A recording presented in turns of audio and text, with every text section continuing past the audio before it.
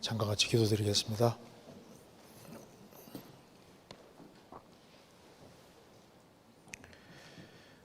자비로우신 우리 아버지 하나님, 저희들을 불쌍히 여기시고 주 예수 그리스도의 보배로운 피로 우리의 죄값을 다 지불해 주시고 아무 공로 없이 값 없이 하나님 자녀로 삼아 주시고 소망 가운데 살게 해주시는 이 크신 은혜와 사랑을 인하여 감사를 드립니다. 또 젊은 시절에 복음으로 불러주시고 주님 안에 살게 해주시는 것도 감사드립니다. 역사의 마지막 시대를 살아가는 저희들, 성경에서 말씀하신 대로 마지막 징조가 명백히 나타나는 이 시대에 저희들이 어떻게 행할 것을 깨달아 알 수 있는 지혜를 주시고 또 주 안에서 열매 맺는 귀한 삶을 살 수 있도록 도와주옵소서.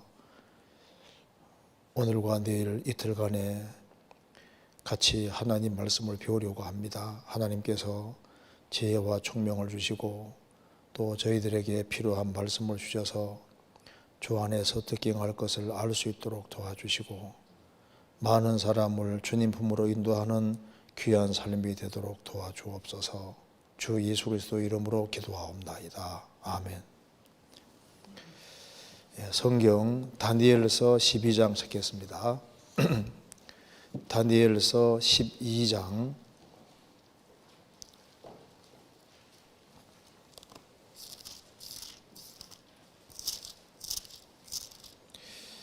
12장 3절입니다. 12장 3절 제가 읽겠습니다. 지혜 있는 자는 궁창의 빛과 같이 빛날 것이요 많은 사람을 옳은 대로 돌아오게 한 자는 별과 같이 영원토록 비치리라. 거기까지입니다. 우리가 이틀에 걸쳐서 같이 하나님 말씀을 배우게 되었습니다. 오늘은 첫 번째 말씀으로 여기 다니엘서 12장 3절에 말한 대로 지혜 있는 자는 궁창의 빛과 같이 빛날 것이요 많은 사람을 옳은 대로 돌아오게 한 자는 별과 같이 영원토록 비치리라. 그래서 많은 사람을 옳은 대로 돌아오게 한 다니엘, 이 제목으로 조금 말씀을 드려보도록 하겠습니다. 많은 사람을 옳은 대로 돌아오게 한 사람 하면 얼른 떠오르는 사람들이 있죠. 성경 속에서도 많은 사람을 옳은 대로 인도한 사람 하면은 얼른 모세 같은 사람도 떠오르고 또 그다음에 다윗 같은 사람도 떠오르고 그리고 엘리야 같은 사람 이제 많은 사람을 주님 품으로 인도한 사람들, 구약 시대도 많고 신약 시대 하면 보통 바울 사도 이렇게 떠오릅니다. 역사 속에서는 스폴저 같은 분, D.L. 무디 같은 분, 요한 웨슬리 같은 분, 이런 분들이 많은 사람을 옳은 대로 인도한 사람이라고 합니다. 그렇게 말할 수 있습니다. 그런데 많은 사람을 옳은 대로 돌아오게 한 자 중에 뺄 수 없는 사람이 있다면 바로 이 다니엘입니다. 여기 사람을 옳은 대로 몇 명을 돌아오게 한 자 이렇게 말하지 않고 많은 사람을 옳은 대로 돌아오게 한 자, 몇 명이 아니고 많은 사람을 옳은 대로 돌아오게 한 자가 있다고 했습니다. 그런 사람은 별과 같이 영원토록 빛날 것이다. 많은 사람을 옳은 대로 돌아오게 한 사람 중에 대표적인 사람 중에 한 사람이 다니엘이라고 할 수 있는데, 그러면 많은 사람을 옳은 대로 돌아오게 하는 사람은 뭔가 특징이지 않겠습니까? 특징이 있을 겁니다. 그래서 우리가 오늘 다니엘서를 잠깐 배워보면은 어떤 삶을 살았기에 많은 사람을 옳은 대로 돌아오게 할 수 있을까 하는 그런 특징적인 요소를 우리가 알 수가 있을 겁니다. 우리 시대는 아주 특별한 시대입니다. 아주 놀라운 시대고 아주 특별한 시대인데, 우리 시대의 특징이 여러 가지가 있는데 우리 시대의 특징을 여러 가지로 말할 수 있을 겁니다. 이제 우리가 핵무기가 있는 짧은 시간 내에 인류가 멸망할 수도 있는 그런 시대에 우리가 살고 있고, 그리고 정보화 시대, 지구가 촌처럼 되어 있는 시대, 여러 시대, 우리가 여러 시대라고 이제 이렇게 규정을 할 수 있는데, 그 중에 하나가 우리 시대는 정말 말 많은 시대라고 이렇게 시대를 규정하자면은 우리 시대만큼 말 많은 시대가 없는 것 같습니다.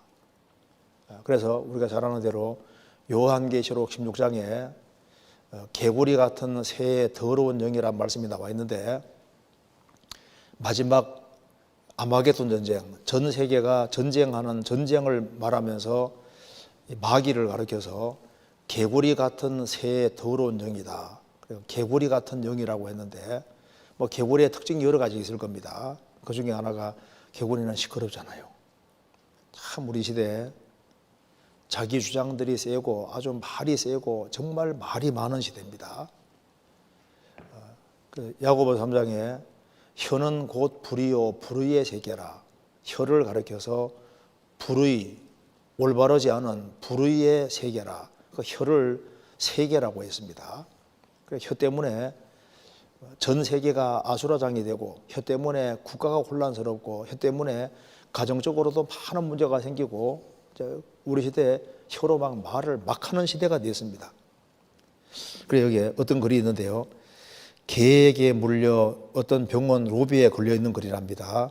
개에게 물려 다친 사람은 반나절 만에 치료를 마치고 돌아갔습니다. 뱀에게 물려 다친 사람은 3일 만에 치료를 마쳤습니다. 그러나 사람의 말에 다친 사람은 아직도 입원 중입니다. 이렇게 전하다는데 상당히 맞는 말이죠. 구타당했다. 오래 세월 지나가면 잊을 수도 있는데, 이게 속에 상처받은 것은, 상처받은 말은 참 잊기가 어렵습니다. 자, 말은 안 좋은 영향력도 많이 미치지만 또 말을 바르게 사용하면은 좋은 영향력도 얼마든지 미칠 수가 있습니다.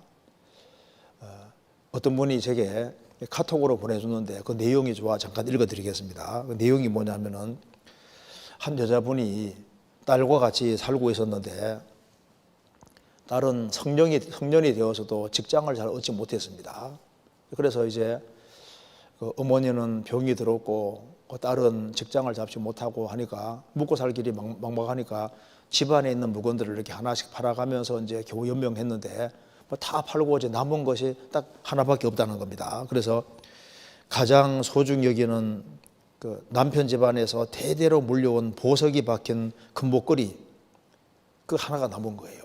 그래서 이제 그것을 딸에게 이제 팔아오라고 얘기한 겁니다. 그 보석상에 가져갔는데 보석상이 딱 보더니만 감정을 이렇게 하면서 이걸 왜 팔려고 하냐 하니까 상황 얘기를 쭉 했다는 겁니다. 그래서 지금 팔면은 지금 여기에 금값이 많이 내려갔으니까 나중에 팔면 더 이익이 된다, 이렇게 말을 하고서 이제 그 보석상 그 처녀에게 얼마간 돈을 빌려주면서 당분간 이것으로 생활하라고 하면서 취직을 여기 해라. 그래서 보석 감정하는 일을 배우라. 이렇게 졸지에 그냥 돈도 조금 빌릴 수 있었고, 그리고 이제 직장 생활도 할 수 있게 된 겁니다. 그런데 이 여자분이 좀 재능이 있어서 짧은 시간 내에 이제 보석 감정하는 것을 잘 배워서 이제 수개월이 지난 이후에 상당히 보석을 잘 감정할 수 있게 됐다는 겁니다. 그래서 이제 몇 달이 지나서 이제 보석상 주인이 팔려고 했던 그거 지금 금값이 많이 올라갔으니까 지금 팔면은 벌 수 있으니까 그걸 가져와서 팔자고 했다는 겁니다. 그래서 이제 본인이 보석 감정하는 걸 배웠으니까 이제 그래서 자기가 직접 감정을 해본 거예요. 감정해 보니까 금이 아닌 거예요. 그리고 그 보석도 도금한 거고 아주 가치가 별로 없는 것입니다. 팔아봤자 돈이 안 된다는 걸 알은 거예요. 그래서 이제 그 보석상 주인에게 가져가서 당신은 이걸 알면서 왜 그렇게 내게 얘기했냐 하니까, 이제 만약 내가 그때 말해줬다면 내 말을 믿었겠느냐, 아마도 너와 너 어머니의 어려운 상황을 이용해 내가 값을 덜 쳐주려고 한다고 의심했을 것이다. 아니면은 넌 절망해서 살아갈 의지를 잃었을 것이다. 그때 내가 진실을 말해 준다고 해서 우리가 무엇을 얻겠느냐. 너가 보석 감정사가 되는 것도 불가능했을 것이고 너는 인생을 포기했을지도 모르지 않느냐. 이렇게 말하면서 그 한 가정을 살렸다는 얘기를 이렇게 보내주더라고요. 그러니까 상황에 맞게끔 그 적당하게 얘기해서 한 가정을 살릴 수도 있고 또 말로 사람을 넘어뜨릴 수도 있지 않습니까? 그래서 이제 우리 시대에 어쨌든 간에 우리 시대를 보면은 진짜 말이 정말 너무 많은 시대예요. 그래서 이 시대에 우리가 참 말을 상당히 신중히 하고 생각을 많이 해서 말하는 것을 습관화시키는 게 필요하겠다 이 생각이 좀 듭니다. 그래서 우리 시대의 특징은 말의 시대다 이렇게 특징을 들을 수 있고 또 한 가지는 우리 시대는 정말 핑계를 많이 대는 시대입니다. 이 다니엘서를 보면은 핑계대기 제일 좋은 사람 중에 대표적인 사람 중에 하나가 누굴까요? 다니엘입니다. 다니엘은 바벨론 이제 이스라엘 땅에 살고 있다가 포로 잡혀와서 1000km 넘는 그 이국 땅에 던져졌으니까 나는 이러저러한 이유 때문에 신앙생활 못했다고 핑계 대려면은 핑계대기 가장 좋은 그런 상황이 있는 겁니다. 다니엘은 왜 이 다니엘이 많은 사람을 인도하게 됐을까? 그는 외적인 상황 때문에 핑계를 대지 않았다는 거예요. 우리 시대는 핑계가 정말 많은 시대입니다. 우리 시대 보면요, 정말 핑계가 그렇게 많은 시대입니다. 그리고 그렇게 무책임하고 핑계를 많이 대고 남의 탓을 돌리는 그런 시대입니다. 그래서 왜 다니엘이 신앙이 발전할 수 있었냐면 그는 핑계를 하지 않았기 때문에 이제 신앙생활에서 발전할 수가 있었습니다. 그것처럼 우리도 핑계를 가장 많이 대는 시대에서 남들이 핑계를 대니까 나도 그럴 수밖에 없었다고 자꾸 핑계를 대면은 신앙이 발전하지 않고 계속 후퇴하게 될 겁니다. 그래서 다니엘은 환경에 핑계를 대지 않았습니다. 내가 가정적으로 좋은 환경 속에서 태어났다면은 신앙생활을 잘할 수 있을 텐데 누가 나를 도와주는 사람이 있었으면 내가 신앙생활을 잘할 수 있을 텐데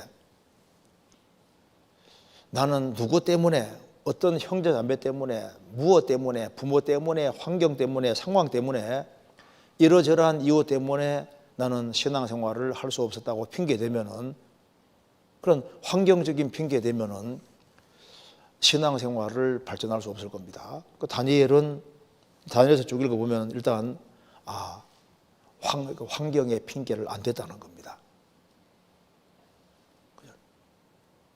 나라도 망하고 나라가 없는 이국 땅에 들어왔습니다. 그리고 바벨론 왕이 너무너무 무서운데 그 왕에게 착출당해서 3년 동안 재교육을 받는데 왕의 진미 안 먹으면 목이 날아갈 수 있잖아요. 그러니까 그 왕이 무서우니까 나는 어쩔 수 없이 왕의 진미를 먹어야 된다 핑계 댈 수도 있습니다. 근데 그는 핑계대지 않는 길을 택했습니다. 그잖아요. 그리고 핑계대기에 정말 좋은 사람이 누굴까요? 요셉은 나는 신앙생활을 못했다고 핑계댈 수 있는 아주 좋은 위치에 있었습니다. 왜? 10명의 형들의 미움을 받아서 그냥 에집트에 종으로 팔려갔으니까요. 그래서 가장 비참한 상황에 떨어졌으니까 내가 이렇게 신앙생활을 망치고 신앙생활을 못한 이유는 형들 때문이라고 나는 형들 때문에 못했다고 분명히 핑계할 수 있는 사람이잖아요. 내가 이렇게 망가진 원인은 내 탓이 아니라 우리 형들 10명의 형들 탓이라고 얘기하면서 망가지는 삶을 살 수도 있었을 겁니다. 그런데 그는 핑계를 대지 않았습니다. 그러니까 핑계를 안 대니까 요셉 같은 사람이 생기는 겁니다. 우리 시대 보세요. 죄 마음대로 짓고 내가 죄 짓냐? 내만 죄 짓냐? 남들 다 죄 짓고 사는데 내가 왜 말씀 가운데 살아야 되냐? 육신인지라 하면서 그냥 죄에 판묻혀 살면서 그건 내 탓이 아니다. 대세가 그러니까 세상이 그렇게 살아가니까 나도 그렇게 살아도 된다. 이렇게 생각을 하고 죄를 합리화를 계속 하는 사람은 그 죄는 도둑놈이거든요. 그러니까 죄는 내가 그 가지고 있는 달란트와 재능이 많은데 그걸 계속 뺏어가서 나중에는 한 조각의 마른 떡처럼 아주 비참한 존재로 만든다 그 말입니다. 그러니까 죄를 짓는 것에 대해서 죄를 내가 지었으면 내가 지은 것이고 그걸 솔직하게 주님 앞에 인정하고 그렇게 해야지 발전할 수 있지. 원래부터 다 그런 거야. 그럴 수밖에 없어. 그렇게 핑계대면은 핑계대기 시작하면은 신앙이 무조건 후퇴하게 되는 겁니다. 나는 시간이 없어. 나는 바쁜지라 시간이 없기 때문에 나는 신앙생활을 할 수 있는 그런 상태가 못 된다. 그런데 시간이 없다고 해도 자기 좋아하는 것은 골라서 또 다 하고 있거든요. 나는 무슨 모임 나올 시간이 없고 뭐가 없고 뭐고 하는데 딴 데 시간은 별로 중요하지 않은 곳에 시간을 다 소비하는데 우리 시대에 보면 별로 중요하지 않은 곳에 시간을 너무 많이 쓰는 거예요. 뭐든지 성공하려면은 시간을 최대한 모아서 중요한 곳에 아주 집중해서 쏟아 부어야만 무슨 결과가 나올 텐데 시간을 허틀게 사용하면서 나는 시간이 없기 때문에 나는 신앙생활을 할 수 없었다. 이렇게 핑계를 댄다 그 말입니다. 그게 안 맞잖아요. 나는 거리가 멀어서 신앙생활을 못한다. 근데 에티오피아 여왕, 남방 여왕이 와서 간증하면 뭐라 말할까요? 나는 1500km가 넘는 데서 왔다고. 솔로몬 만나러. 동방 박사들이 뭐라 말할 겁니까? 나는 몇 개월에 걸려서 그 아기 예수님 만나러 왔다 할 거 아니에요. 거리가 멀어도 자기가 중요하다고 생각하는 것에는 항상 가거든요. 그러니까 이제 이거저거 핑계 대고 나는 생겨 먹은 것이 그런지라 나는 원래 그럴 수밖에 없어. 이런 식으로 자꾸 있지 않습니까? 핑계 대는데 왜 하나님의 능력을 안 믿냐 그 말입니다. 하나님은 돌들로도 아브라함 자손 되게 해주십니다. 그러니까 나는 이러저러한 이유 때문에 1년 동안 전도 못했다. 사실 이번 전도 집회 2월달 전도 집회할 때 한 명을 데려오면은 돈이 10억이 딱 통장에 들어와요. 그게 100%라면 한 명씩 데려올까 안 데려올까요? 한 명이 아니라 많이 또 데려오겠죠. 그러니까 우리가 전도하는 데 있어서도 열정을 가지고 정말 전도하면은 올해도 사실 많은 사람을 전도할 수도 있는 겁니다. 그래서 무능한 사람, 유능한 사람은 행동을 하지만 무능한 사람은 핑계만 댄다. 이런 얘기도 있는데 상당히 맞는 얘기라고 생각할 수 있습니다. 그래서 여기에 우리 시대에 정말 말 많은 시대예요. 정말 핑계거리가 많은 시대입니다. 그런데 다니엘은 아주 기본 특징이 뭐냐면은 핑계를 안 댄 거예요. 다니엘서 12장 다시 한번 보시겠습니다. 12장에 3절 지혜 있는 자는 궁창의 빛과 같이 빛날 것이요 많은 사람을 옳은 대로 돌아오게 한 자는 옳은 데가 있습니다. 그 세상에는 그런 데도 있고 옳은 데도 있는 거예요. 하나님이 계시고 마귀가 있으니까 하나님 편은 옳은 데고 마귀 편은 그런 데입니다. 그러니까 옳은 편이 있고 왼편이 있습니다. 우리 시대에 또 한 가지 이제 시대적인 특징이 상대주의 시대거든요. 그러니까 옳은 데와 그런 데 그 구별이 모호해집니다. 그러니까 어디까지가 선이고 악인지가 아주 애매모호한 시대에 삽니다. 그러니까 회색지대가 많기 때문에 어느 편을 택하고 살아야 될지를 잘 모르는 거예요. 그러니까 옳은 대로 돌이키려면 옳은 데가 어딘지 알아야 될 거 아니에요. 그러니까 절대 선이 있고 절대 기준이 있다는 걸 확실히 해야 되는 겁니다. 성경 이사야 5장입니다.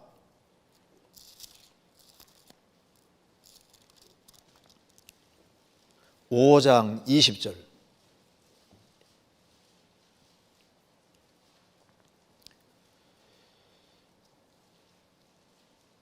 악을 선하다 하며 선을 악하다 하며 흑암으로 광명을 삼으며 광명으로 흑암을 삼으며 쓴 것으로 단 것을 삼으며 단 것으로 쓴 것을 삼는 그들은 화 있을진저. 항상 한 시대가 타락하면 이런 현상이 벌어집니다. 이사야 3장도 바로 이스라엘 민족이, 이사야 5장도 이스라엘 민족이 망하기 직전의 상황입니다. 항상 한 사회가 붕괴되고 망할 때 꼭 이렇게 되는 거예요. 악을 선하다, 선한 것을 보고 악하다 하고, 흑암 보고 광명 밝다고 하고, 밝은 것 흑암이라고 하고, 쓴 것을 단 것이라고, 단 것을 쓴 것이라고 한다 그 말입니다.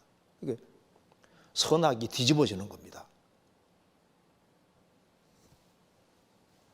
그래서 요즘 옳은데 옳은 편을 딱 택하면은 워낙 타락이 많이 되어 있기 때문에 옳은 데를 택하는 사람을 싫어하고 미워해요. 우리 시대는 정말 말 많은 시대고 핑계가 많은 시대고 선악이 완전히 뒤집어진 이런 시대에 살기 때문에 이런 시대에도 하나님께서는 일꾼을 찾고 있는 겁니다. 하나님께서 다니엘이라는 사람을 딱 찾아내잖아요. 그래서 다니엘을 하나님께서 귀하게 사용하시고 다니엘을 통해서 많은 사람을 주님 부르인도 하셨고, 그리고 지금도 다니엘의 영향력이 굉장히 큽니다. 그러니까 하나님께서 우리를 구원하셨고 우리도 젊은 시절에 부르셨을 때는 그만한 이유가 있는 겁니다. 그러면 다니엘이 어떻게 해서 많은 사람을 주님 품으로 인도하는 그런 귀한 사람이 됐을까? 그 이유가 성경 다니엘서에 나와 있는데 그 중에 이제 몇 가지를 우리가 좀 생각해 보면, 이런 특징이 있으니까 많은 사람을 인도하는구나. 그러면 하나님은 변하지 않잖아요. 예수 그리스도는 어제나 오늘이나 영원토록 동일하시니라. 엘리야는 우리와 성정이 같은 사람입니다. 우리하고 똑같은 살과 피를 가진 사람이고 다니엘도 똑같은 사람이었거든요. 그래서 하나님이 안 바뀌니까 하나님이 사람을 다뤄가는 원리도 변하지 않습니다. 그러니까 우리도 동일한 패턴을 취하면은, 그러면 우리도 주 안에서 귀하게 쓰임받을 수 있고, 그리고 내 생애 속에서 많은 사람을, 한두 명이 아니라 많은 사람을 인도하는 사람이 될 수가 있는 겁니다. 그렇지 않겠습니까? 이왕 어부는 물고기 잡으러 나가면 가능하면 많이 잡기 원하잖아요. 그렇지 않습니까? 이왕 인생을 단 한 번 살아가는데 최대한 많은 사람을 인도하면 얼마나 좋겠습니까? 그렇지 않습니까? 사업하는 사람은 돈을 많이 벌려고 하거든요. 우리는 이 세상에서 생을 살아가면서 최대한 많은 사람을 건져야 되겠다. 이제 그런 갈망하는 마음, 그런 큰 마음 같은 것이 필요합니다. 그러면 첫 번째 이유는 뭔지 봅시다. 성경 다니엘서 1장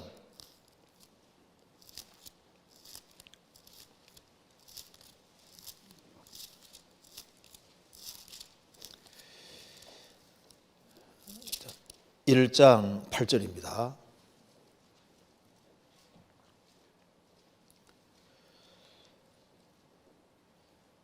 다니엘은 뜻을 정하여 왕의 진미와 그의 마시는 포도주로 자기를 더럽히지 아니하리라 하고 자기를 더럽히지 않게 하기를 환관장에게 구하니.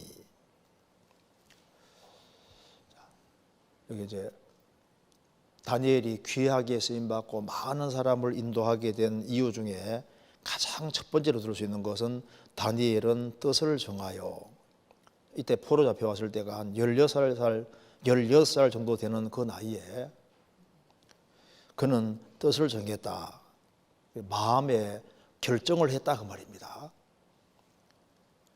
그 마음에 다 결정을 하고 이 왕의 진미 속에 레위기 11장을 어기는 것이 들어있는 거예요.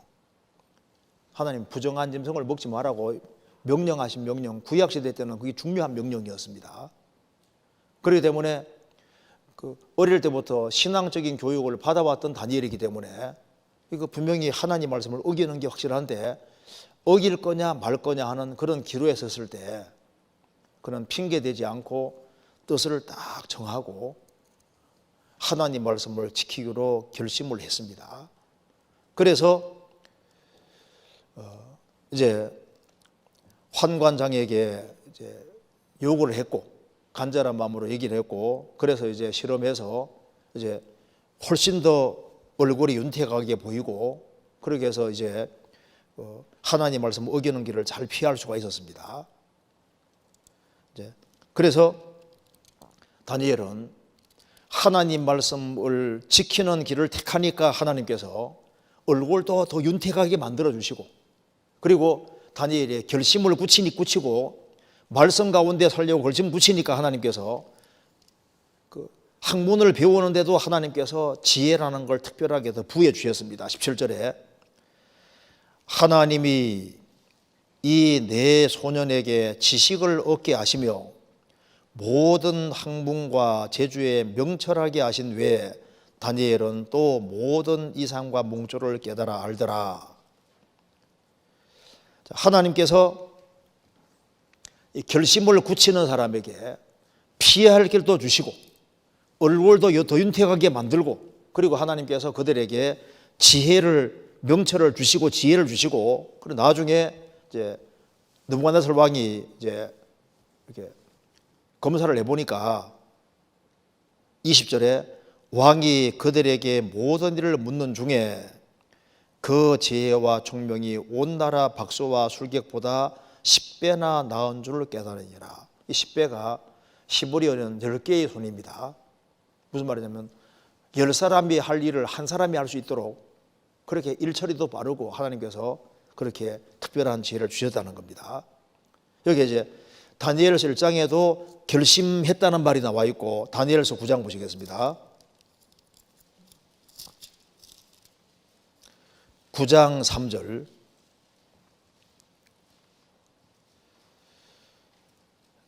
내가 금식하며 베옷을 입고 죄를 무릅쓰고 주 하나님께 기도하며 간구하기를 결심하고, 여기 또 결심했단 말이 나와 있죠.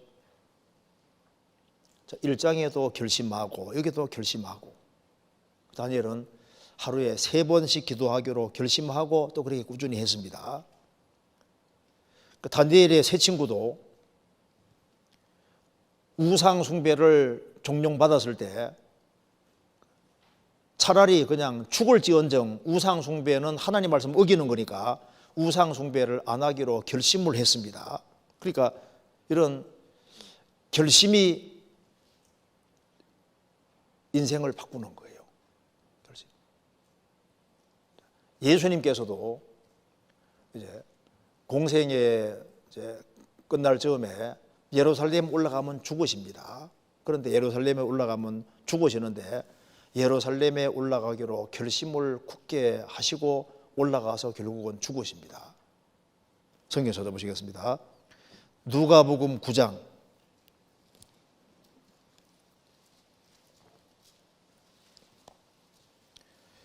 51절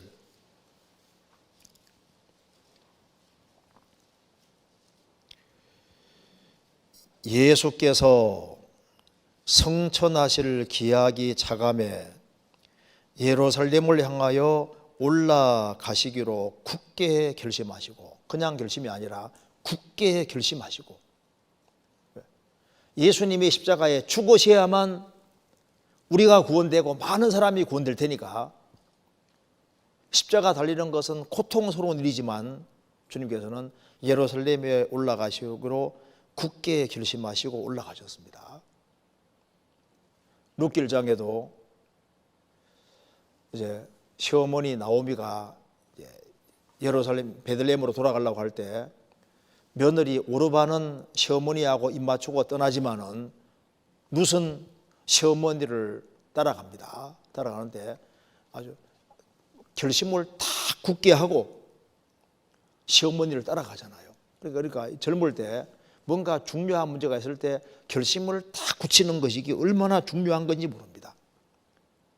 그래서 나오면은 며느리가 결심을 딱 굳게 하는 거 보고 이제 제발 나 따라오지 말라고 해도 결심을 딱 굳게 하니까 그걸 받아들이잖아요. 성경 찾아봅시다. 룻기 1장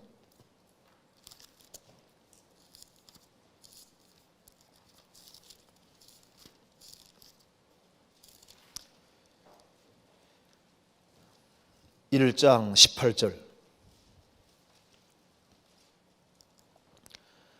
나오미가 룻의 자기와 함께 가기로 굳게 결심함을 보고 그에게 말하기를 그치니라.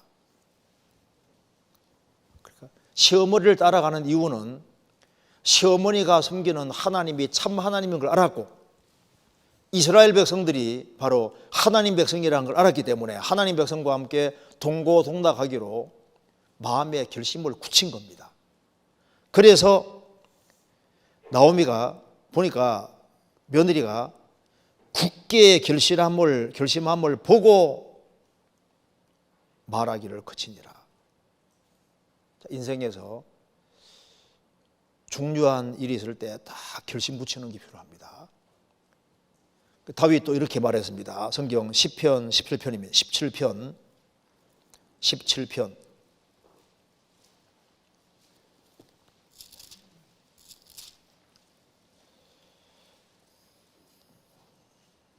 3절.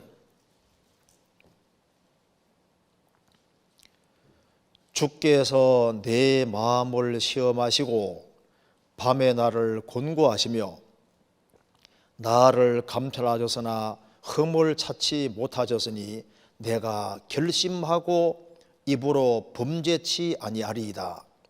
사람의 행사로 논하면 나는 주의 입술의 말씀을 조차 스스로 삼가서 강포한 자의 길을 행치 아니하였사오며 나의 걸음이 주의 길을 굳게 지키고 실족지 아니하였나이다.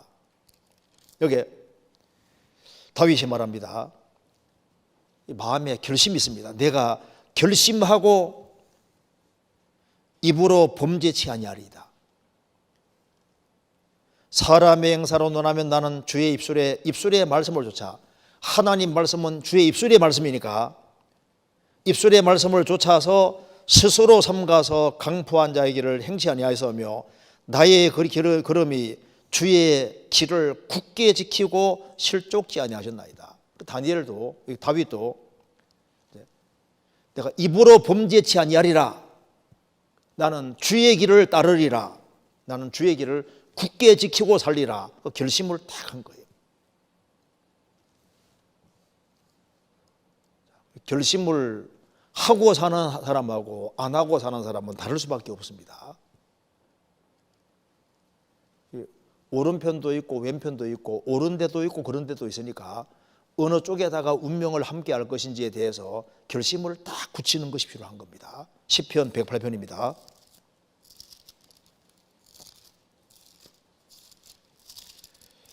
(108편) 1절. 하나님이여 내 마음을 정하여 싸우니 내가 노래하며 내 심령으로 찬양하리로다. 하나님이여 내 마음을 정하여 싸우니, 다윗의 제시입니다. 찬송시.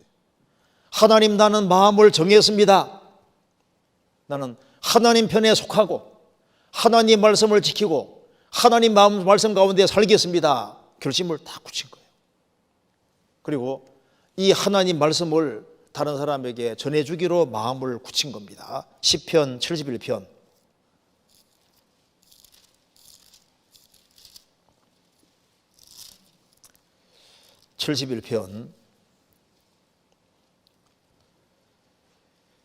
15절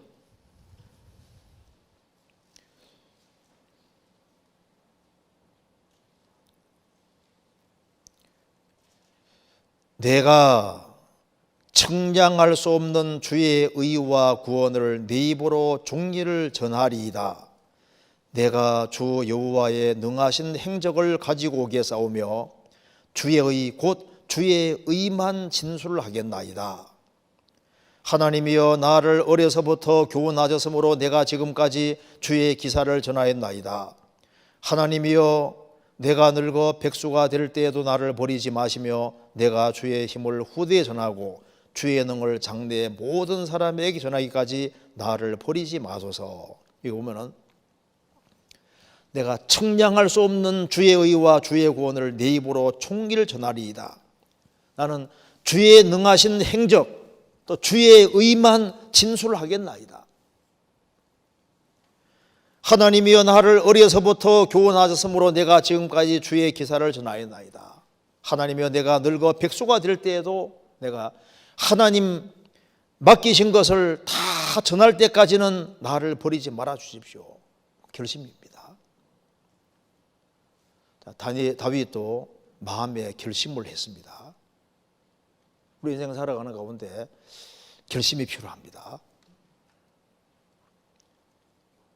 많은 사람을 옳은 대로 돌아오기를 원하는 사람이 마음에 비장한 각오와 결심이 없이 그게 가능하겠습니까? 그러니까 왜 생을 살아가면서 인생을 허둥대고 뭐 쓸데없이 보내냐 하면은 사람 못 끊느냐 하면 결심이라는 것이 없는 거예요. 결심. 에서라는 왕에게 구하는 것은 다 받는 사람이었습니다. 그가 성경을 배워가면서 마음에 다 결심을 한 것이 있었습니다. 에서라 찾아보시겠습니다. 에서라 7장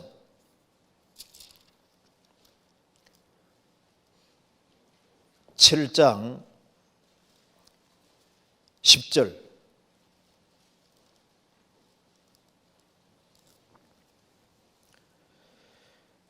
에서라가 여호와의 율법을 연구하여 준행하며 율례와 규례를 이스라엘에게 가르치기로 결심하였으더라. 왕에게 구하는 것은 다 받는 사람이지만은 120일에 걸쳐서 페르시아에서 예루살렘까지 옵니다. 그 먼 거리를 오는 이유는 그 전에 하나님 말씀을 연구하고 준행하는 가운데 하나님 말씀을 많이 깨우쳤고, 그래서 이 하나님 말씀을 이스라엘에게 가르치기로 결심하였었더라. 그 결심을 굳혔습니다. 결심이 필요한 거예요. 바울 사도도 이제 고린도전서 2장에서 말씀하시기를 내가 그리스도와 그의 십자가에 못 박히신 것 외에는 아무것도 알지 아니하기로 작정하였습니다. 그는 그리스도와 그의 십자가 못 박힌 것 외에는 알지 아니하기로 내가 작정했다. 오로지 그리스도, 오로지 십자가, 그리고 그는 암모처럼 몇몇 사람을 구원하는 것을 인생의 목표로 삼고 그것을 위해서 매진했습니다. 그는 주님이 주시는 상을 위해서 마음의 결심을 굳히고 그걸 위해서 열심히 달려갔고, 만일 내가 식물 때문에 내 형제가 실족하면은 나는 영원히 고기를 먹지 않아서 나는 형제를 실족하지 않게 하겠다. 내 인생에 절대 어느 누구도 실족하지 않게 하겠다. 그 결심이라는 게 있는 겁니다. 나의 달려갈 길과 주 예수께 받은 사명 곧 하나님의 은혜의 복음 증거하는 일을 마치려 하면은 나의 생명을 조금 더 귀한 것으로 여기지 아니하노라. 바울 사도는 주님께 받은 사명, 하나님의 은혜의 복음 증거하는 일을 마치는 이 확실한 이걸 위해서 결심을 굳히고 그걸 위해서 끊임없이 달려갔던 겁니다. 세상에서도 뭔가를 이루어가는 사람은 그 결심이 있는 거예요. 결심. 미국에 유명한 전도자 중에 한 사람, 조나단 에드워드, 결심문 다 아시죠? 그가 젊은 시절에 어떻게 살아야 되겠다고 결심을 굳힌 그 내용이 쭉 결심문이 있는데 그 중에 몇 개만 제가 읽어드리겠습니다. 조나단 에드워드의 결심문, 제가 몇 개 한번 읽겠습니다. 나의 전 생애 동안 하나님의 영광과 나 자신의 행복과 유익과 기쁨에 최상의 도움이 되는 것이면 무엇이든지 하자. 지금 당장이든지 아니면 지금부터 수많은 세월이 지나가든지 간에 시간은 전혀 고려하지 말자. 내가 해야 될 의무와 인류 전체의 행복과 유익에 최상의 도움이 되는 것이면 무엇이든지 하자. 내게 부딪히게 될 어려움이 무엇이든지 간에 또한 그 어려움이 아무리 크다 할지라도 그렇게 하자.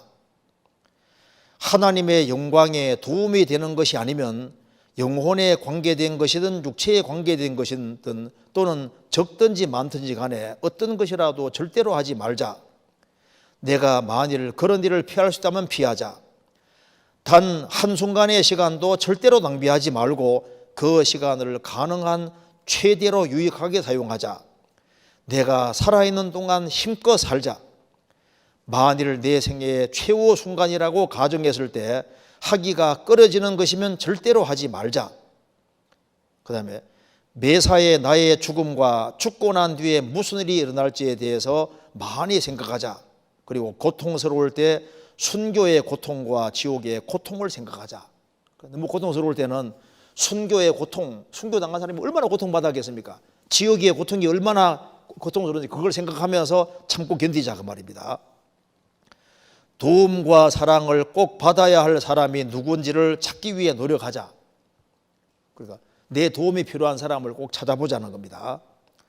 절대로 다른 사람을 비방하지 말자. 그렇게 하는 것은 다소간 다른 사람을 불명예스럽게 하는 것이며 실제로 아무런 유익이 없기 때문이다. 절대로 다른 사람 비방하지 말자. 내가 죽게 되었을 때 그 일을 했었으면 좋았을 텐데 하고 바라는 것처럼 그렇게 살자. 마지막 나팔 소리를 듣기 전 최후의 1시간도 남지 않았을 때라고 가정하고 그때 하기 꺼려지는 것은 절대로 하지 말자. 먹고 마시는 것은 엄격하게 절제하며 살자. 내가 생각할 수 있는 그리고 내가 할 수 있는 모든 나의 힘, 능력, 활력, 열심, 적극성을 다하여 가능한 한 천국에서 많은 행복을 누릴 수 있도록 노력하자. 성경을 아주 꾸준하게 지속적으로 자주 연구하자. 그렇게 해서 깨닫고 쉽게 이해한 지식을 바탕으로 자라가자. 그 다음에 잠언 20장 1절에 충성된 자를 누가 만날 수 있으랴라고 기록된 것이 나에게 해당되는 말이 되지 않도록 분명하고도 확실하게 내 신념에 충실하자. 그리고 이야기하면서 어떤 사실에 대해서 말할 때 반드시 참되고 단순한 진실만을 말하자. 매일 잠자리에 들기 전 내가 게으름을 피웠는지, 내가 무슨 죄를 지었는지, 내가 자신을 부인했는지 등에 대해서 자문해보자. 또한 매 주말, 매 월말, 매 연말에도 그렇게 하자. 그리고 내가 내세에 들어갔을 때 그렇게 한 것이 최선이었고 가장 지혜로운 것이었다고 판단하게 될 것처럼 그렇게 행동하자. 죽을 때 내가 뒤를 돌아보면서 이런 일은 했으면 좋았을 텐데 하고 생각하는 것처럼 모든 면에서 그렇게 하자. 아무리 내가 실패하더라도 내 안에 있는 부패와의 싸움을 절대로 포기하지도 말고 조금도 긴장을 풀지 말자. 신앙생활에서 넘어질 때도 있잖아요. 내가 실패하더라도 내 안에 있는 부패와 싸움에서 절대 포기하지 말고 넘어지더라도 또 일어나서 계속해서 나아가자 그 말입니다. 그리고 결코 어떤 일을 의무감으로만 하지 말고 에베소서 6장 6절 8절에 따라서 기쁘고 자원하는 마음으로 죽게 하듯 하고 사람에게 하지 말자. 어떤 사람이 어떤 선한 일을 하든지 간에 그는 주께로부터 그대로 받을 것이라는 것을 알자. 그리고 내가 하는 모든 말이 다른 사람에게 유익이 되도록 하자. 뭐 이런 식으로 쫙 써놨는데 이게 젊은 시절에 결심을 다 굳히는 겁니다. 우리도 젊은 시절에 다니엘의 결심을 굳히는 것처럼 우리도 결심을 굳힐 필요가 있습니다. 그러니까 그 결심의 예를 한번 제가 들어보겠습니다. 자, 여기에 내가 주일과 수요일은 꼭 한번 참석하자. 여기 좋은 결심이잖아요. 맞죠? 주일하고 수요일은 빠지지 말자. 청년의 정기적인 모임은 꼭 참석하자. 그건 결심입니다. 그 좋은 결심이잖아요. 그리고 또 한 가지는 술, 담배는 절대 하지 말자. 결심을 다 굳히는 겁니다. 그런 결심이 필요하잖아요. 제가 신문에 나온 걸 읽은 걸 잠깐 말씀드리겠습니다. 육군 3사관 학교 교장이었던 황영시 장군이 이제 육군 본부교회 장로였답니다. 그래서 졸업식 후 박정희 대통령이 참석한 식사 자리에서 파티가 끝날 즈음에 술잔을 딱 내밀면서 자, 이 잔은 대통령이 하사하는 술이니 받으시오. 당신 이 잔을 받지 않으면 옷 벗을 것을 각오하시오. 이렇게 대통령이 말한 거예요. 그러자 황 장군은 그 자리에서 벌떡 일어나서 거수를 딱 한 뒤 말했습니다. 각하 저는 교회 장로입니다. 제가 이 나라와 대통령을 위해서라면 이 한 목숨까지 버릴 각오로 군대 생활을 하고 있습니다. 그런데 충성과 술은 아무런 관계가 없습니다. 이 술은 마시지 않겠습니다. 그래서 그 모임을 완전히 찬물을 쫙 끼얹은 거예요. 근데 옷을 벗을 줄 알았는데 대통령 특명으로 육군 단장으로 영전하고 육군사관학교 동기 중에서 가장 먼저 별을 넷을 단 대장이 되었다고. 그래서 나중에 육군참모총장에 이어서 감사원장까지 지냈다. 이제 이런 얘기가 있는데 그 결심이죠, 결심. 나는 술을 먹지 않겠다. 이런 결심 같은 게 필요하잖아요. 젊은 시절에 나는 술, 담배는 안 하겠다. 이게 얼마나 좋은 결심입니까? 나는 이성 문제에 대해서는 깨끗하겠다. 그런 결심이 필요하거든요. 그리고 나는 이성 문제에서 구별돼서 나는 정상적인 적으로 결혼하겠다. 이런 결심이 필요한 겁니다. 시편 101편 찾겠습니다.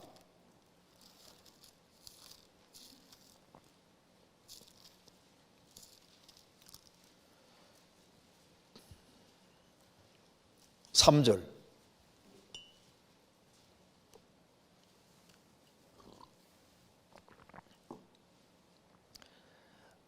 나는 비루한 것을 내 눈앞에 두지 아니할 것이요 배도자들의 행위를 미워하니 내가 이것이 내게 붙잡지 아니하리이다.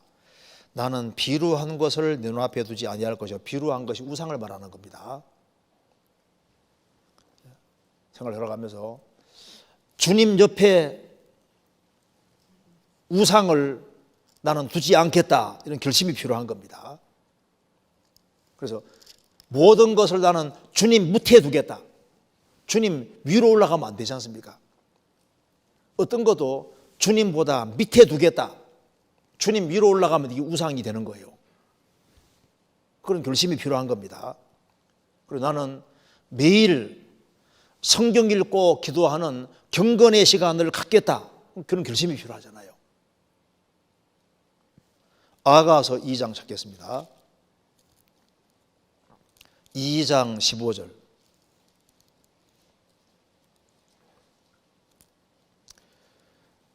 우리를 위하여 여우 곧 포도원을 허는 작은 여우를 잡으라. 우리의 포도원에 꽃이 피었음이니라. 자, 포도원에 꽃이 피면은 그 다음 열매가 맺힙니다. 근데 열매 맺는 것을 막는 것이 이게 작은 여우인데, 이 포도원 동산을 이렇게 가꿀 때 거기 열매가 나오게 하려면 쉬운 게 아니잖아요.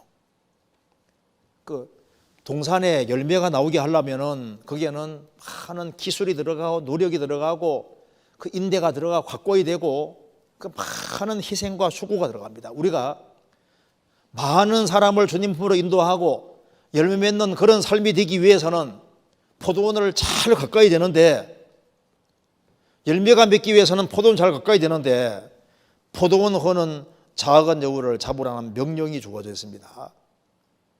이게 안 잡으면은 포도원을 망칠 수 있는 거예요. 작은 여우는 자랍니다. 근데 이게 여우 잡는 것이 이게 안 쉬워요. 작은 여우 잡는 게 안 쉬운 것처럼 이 죄들을 잡아내고 이게 안 쉽습니다. 잡힌 같은데 안 잡히거든요. 포도원 허는 작은 여우를 잡으라. 이것은 괜찮지. 근데 시간 지나가면 내 포도원 헐고 있습니다. 포도원을 허는 작은 여우를 잡으라.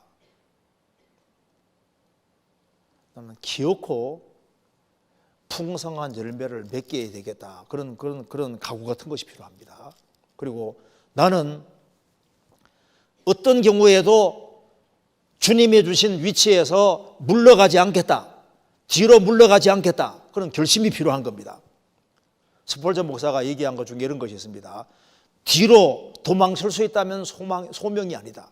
하나님께 소명을 받은 사람은 하나님이 주신 소명이기 때문에 이걸 완수할 때까지는 절대 물러가지 않는다 그 말입니다.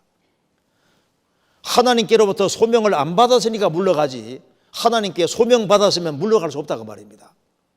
우리가 구원을 확실히 받았고 내가 현재 있는 위치가 주님이 주신 위치라는 확신이 들면은 그 뒤에서 물러가지 말아야 되고, 넘어지면 또 일어나야 됩니다. 우리는 전진하도록 부르심 받고 있는 거예요. 그래서 결심하되 굳은 결심이 필요합니다. 다니엘은 그렇게 결심을 굳힐 때 다른 사람들이 봤다면 저 고집부리네, 대충 살지, 꼭 그 왕의 진비를 꼭 안 보여야 되겠냐, 그 먹는다고 무슨 문제가 되겠냐, 그렇게 고집을 부리냐. 근데 고집이 아니라 하나님이 금지한 것이기 때문에 그 금지한 것에 대해서는 고집이 필요한 거예요. 고집이 필요합니다. 그래서 그 잠언 3장에 위풍 있게 다니는 거 서너시 있는데 그 중에 하나가 뭐라 했습니까? 수염소, 염소, 고집. 한번 볼까요? 잠언 30장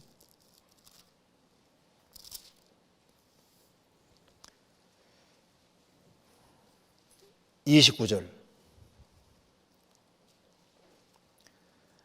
잘 걸으며 위풍 있게 다니는 것 서너시 나니 곧 짐승 중에 가장 강하여 아무 짐승 앞에서도 물러가지 아니하는 사자와 사냥개와 수염소와 및 당할 수 없는 왕이니라. 이렇게 당당한 것 몇 가지 얘기했는데 그 중에 사냥개는 끈질기고 수염소는 고집입니다. 고집 중에 또 왕고집이 있거든. 왕고집. 다니엘은 세상 사람 봤을 때는 이게 완전히 고집장인 거예요. 너는 이스라엘 땅이 아닌 바벨론까지 와서도 그렇게 고집을 부리냐?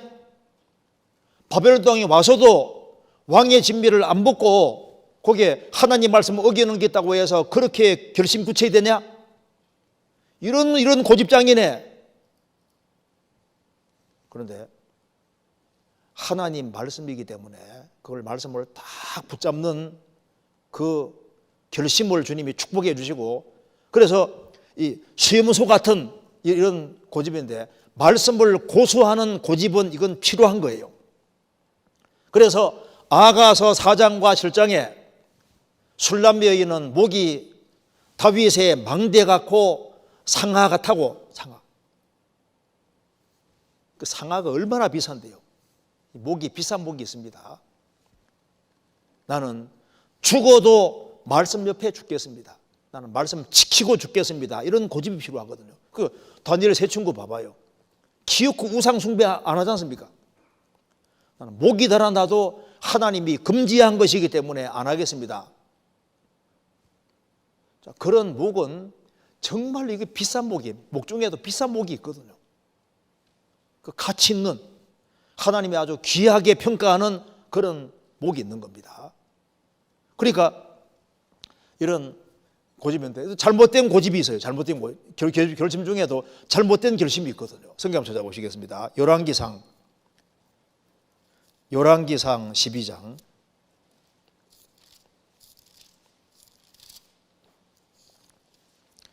25절.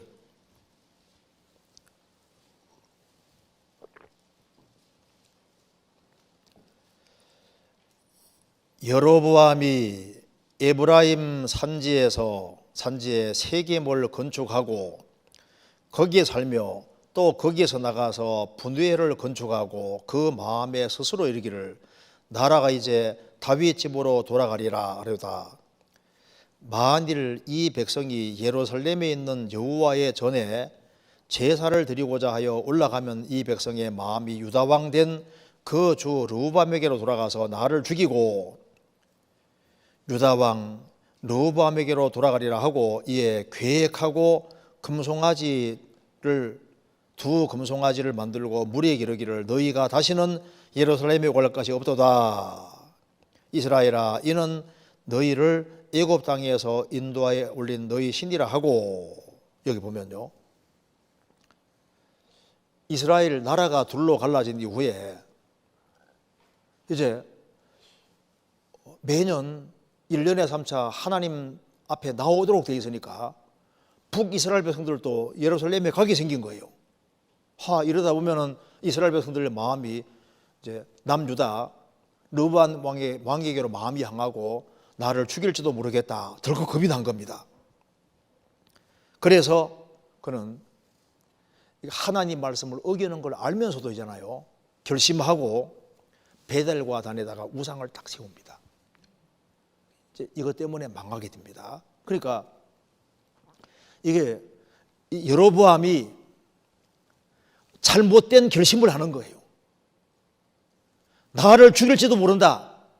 나는 나를 죽일지라도 나는 하나님을 섬기도록 만들어야 되는데 혹시 내가 죽을지 모른다고 하고 어떻게 했습니까? 베델과 단에 우상을 딱 세우잖아요. 그래서 사람 중에 보면은 잘못된 결심을 딱 굳히는 사람이 있거든. 어떤 사람은요, 신기해요.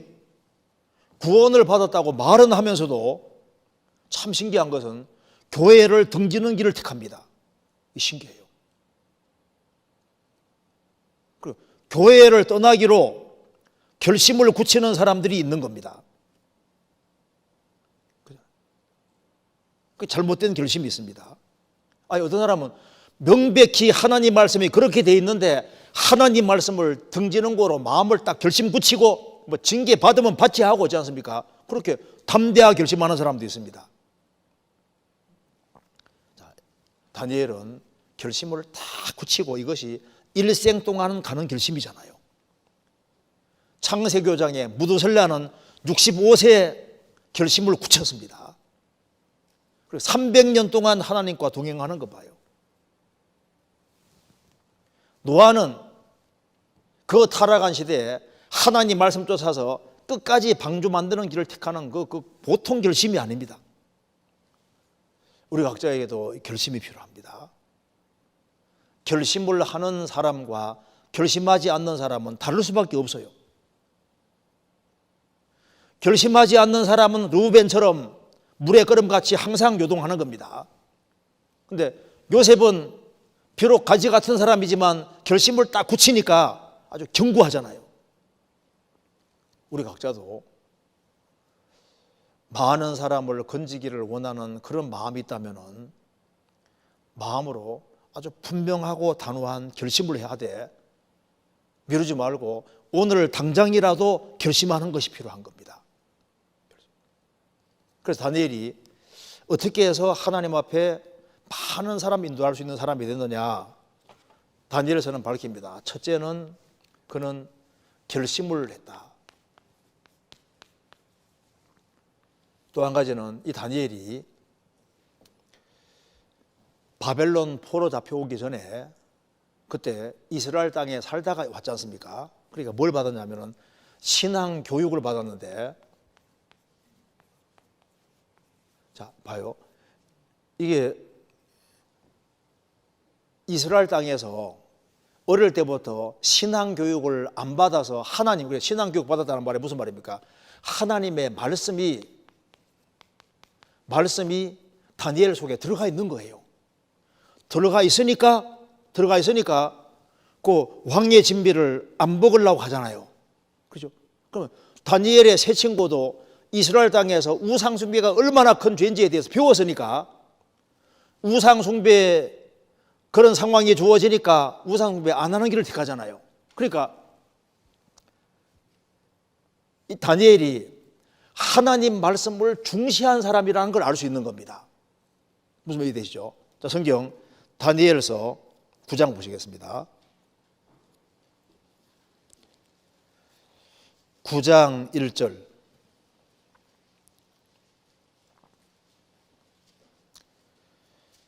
메대 족속 아수에로의 아들 다리오가 갈대아 나라 왕으로 세움을 입던 원년 곧 그 통치 원년에 나 다니엘이 서책으로 말미암아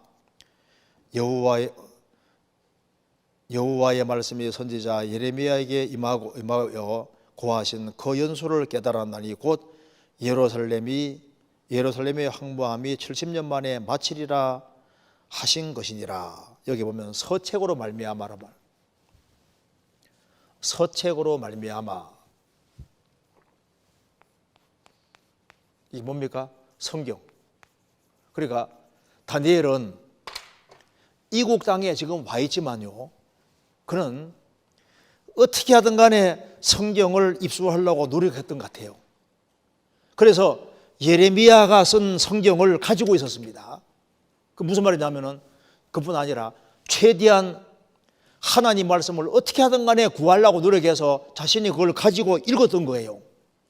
그래서 예레미야서 보면은 이스라엘이 바벨론 포로 잡혀가서 70년 만에 돌아온다는 사실을 알았기 때문에 그걸 깨달았다는 겁니다. 그는 성경을 사랑하는 사람이었습니다. 어려서부터 성경을 배웠고 그 성경이 그 마음속에 생생하게 자리 잡고 있었고, 그리고 이국 땅에 있지만은 성경책을 구해서 성경책을 열심히 읽었고, 그래서 그 속에서 하나님의 뜻과 계획을 깨달았다 그 말입니다. 그래서 다니엘이 심차게 살았던 이유 바탕이 뭡니까? 결심만 있었던 것이 아니라 그는 하나님 말씀을 사랑하는 사람이었다는 걸 알 수가 있잖아요. 그렇지 않습니까? 그래서 우리 젊을 때 적어도 많은 사람을 건지기를 정말 원하는 사람, 그런 사람은 성경을 가까이 해야 되는 것이 확실합니다. 우리가 성경의 귀중함을 알아야 되는데 성경이 얼만큼 귀하고 높은 책인지 그걸 우리 마음속에 간직하는 정도에 따라서 인생이 달라지게 될 겁니다. 여기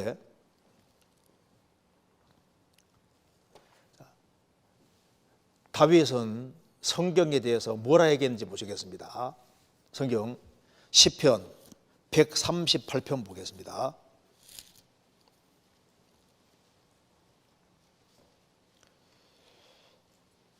2절. 내가 주의 성전을 향하여 경배하며 주의 인자하심과 성실하심을 인하여 주의 이름에 감사하오리니 이는 주께서 주의 말씀을 주의 모든 이름 위에 높게 하셨습니다. 자, 다윗은 말합니다. 주의 말씀을 주의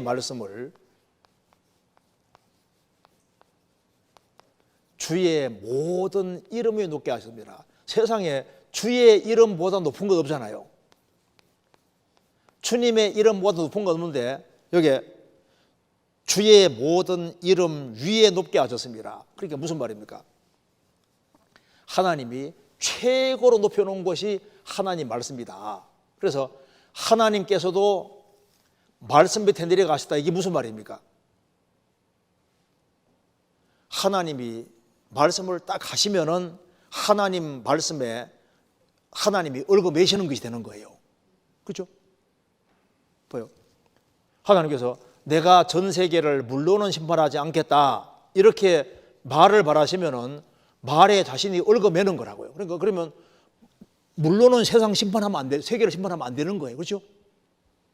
그러니까 하나님이 성경에 이렇게 많은 것을 말씀하셨으면은 그 이렇게 많은 말씀에 자신을 얽어맨 거니까 이 말씀대로 해야 되니까 얽힌 것이 되는 거라고요. 만일 하나님이 이렇게 말씀하시고 다르게 행동하면은 하나님 말씀을 하나님이 어기면은 그건 하나님께 잘못된 겁니다. 그렇지 않습니까? 하나님은 말씀을 내려주면 그대로만 해야 되는 거니까 말씀이 더 내려가셨으니까.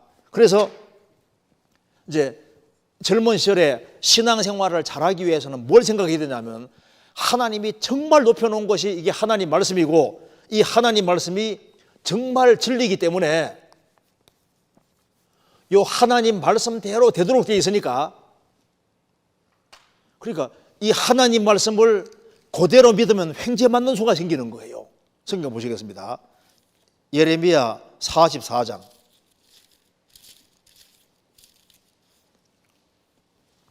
28절.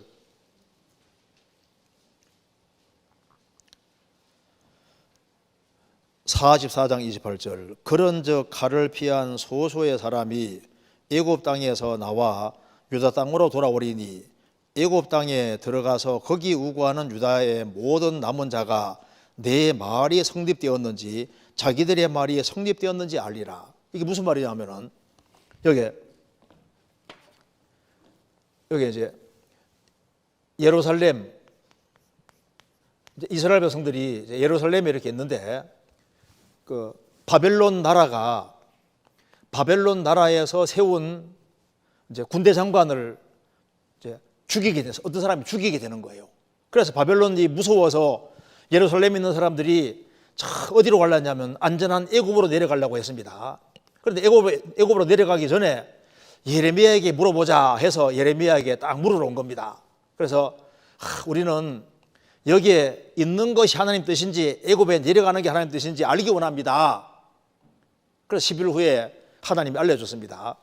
너희들 예루살렘에 있고 애굽에 내려가지 마라. 애굽에 내려가면 거의 다 죽을 거다.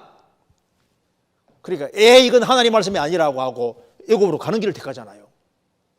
그래서 애굽으로 내려가서 하나님께서 바벨론 나라 들어서 에집트까지 아주 심판하신 겁니다. 그래서 애굽이 안전하다 하나님께서는 예루살렘에 있어 애굽에 내려가면 죽어 했는데 너희들의 말이 맞는지 내 말이 맞는지 알리라. 우리가 알아야 될 것이 있습니다. 이 젊은 시절에 항상 하나님 말씀대로 된다 이걸 명심하는 것이 굉장히 중요한 거예요. 다니엘은 성경을 배워왔기 때문에 성경대로 이스라엘이 망하는 걸 봤잖아요.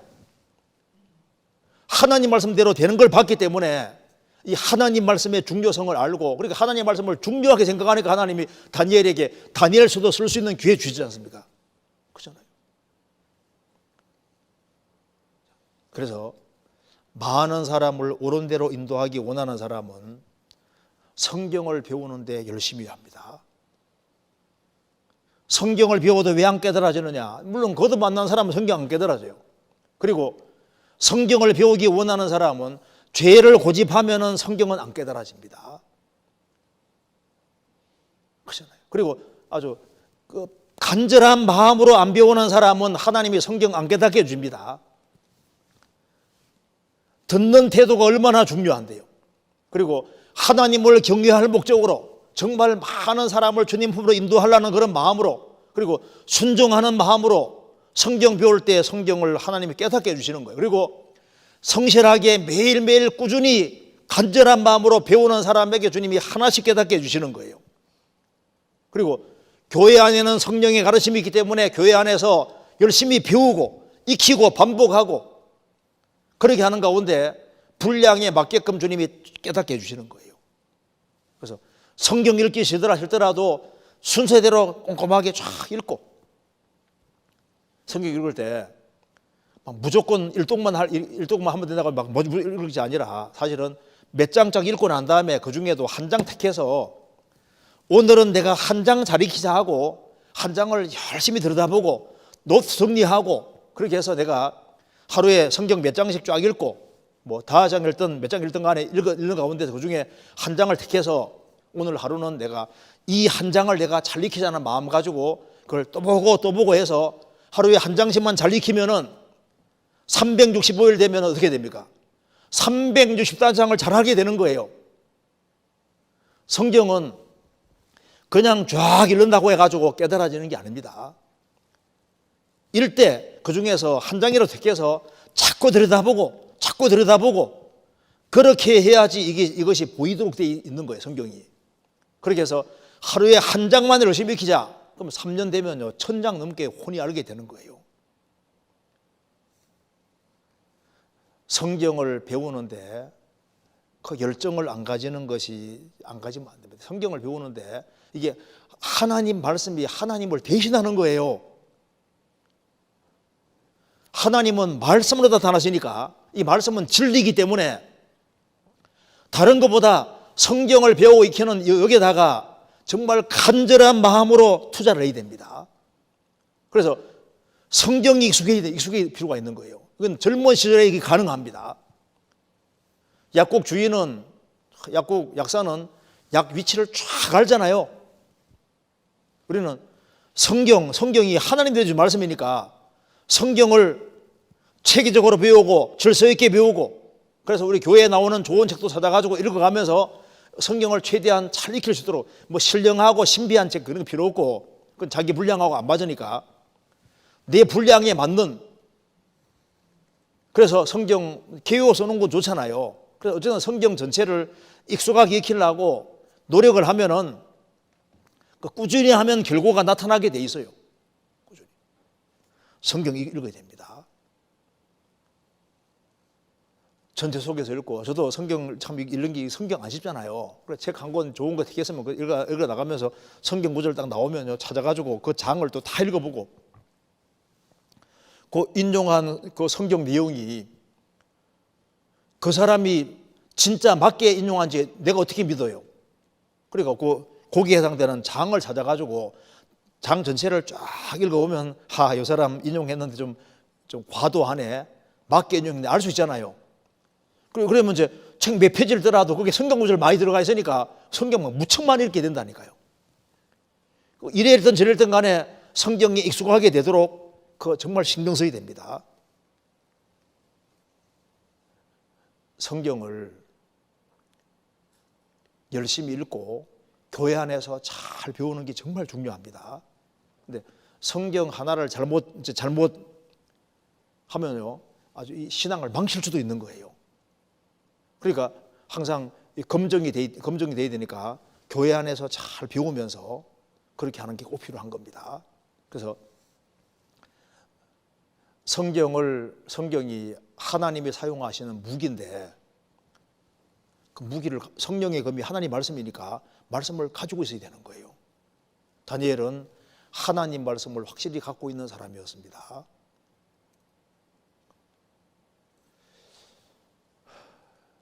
그런데 이 젊을 때 시간이 사실 없다 해도 많은데 왜 성경을 배우고 익혔는데 그렇게 신경을 안 쓸까? 그리고 특별히 서신서는 교회에 주신 편지니까 서신서를 익숙하게 알면은 신약 성경이 쉬워져요. 나중에 구약도 쉬워지거든요. 그래서 이 성경을 조금 이렇게 신경을 더 쓰고 그렇게 하는 것이 필요합니다. 다니엘이 이제 하나님 앞에 쓰임 받은 이유 중에 그 두 번째가 분명히 여기 서책으로 말미암아 신앙 교육을 받았고 성경이 마음속에 들어가 있다는 것이 그러니까 이 시절에 하나님 말씀이 마음속에 다 들어가 있는 것이 많은 사람을 인도하는 아주 중요한 길이 되는 거예요. 성경이 이렇게 됩니다. 그리고 그다음에 세 번째로 다니엘은 하나님 앞에 기도할 줄 아는 사람이었습니다. 성경 다니엘서 2장입니다.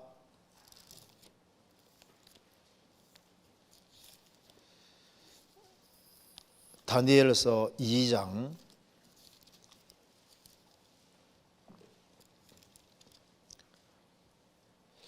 17절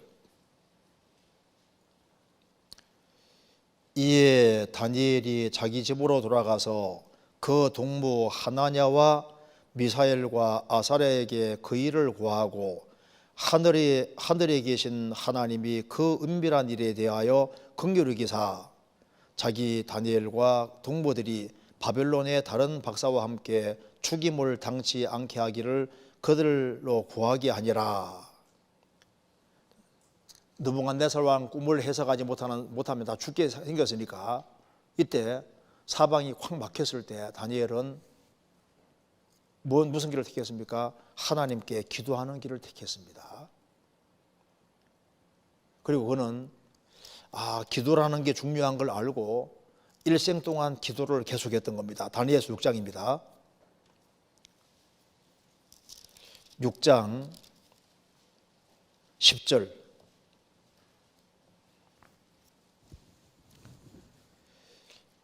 다니엘이 이 조서에 의인이 찍힌 것을 알고도 자기 집에 돌아가서는 그 방에 예루살렘으로 향하여 열린 창에서 전에 행하던 대로 하루 3번씩 무릎을 꿇고 기도하며 그 하나님께 감사하였더라.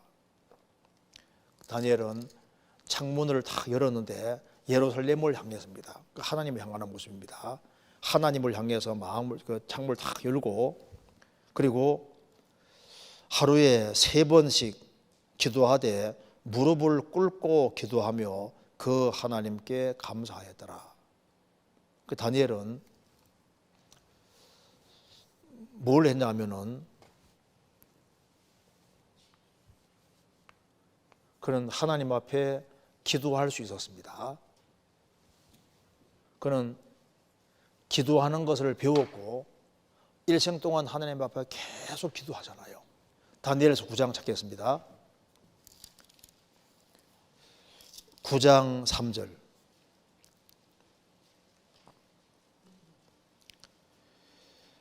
내가 금식하며 베옷을 입고 죄를 무릅쓰고 주 하나님께 기도하며 간구하기를 결심하고 내 하나님 여호와께 기도하며, 여기 이제 기도했다고 나와 있죠.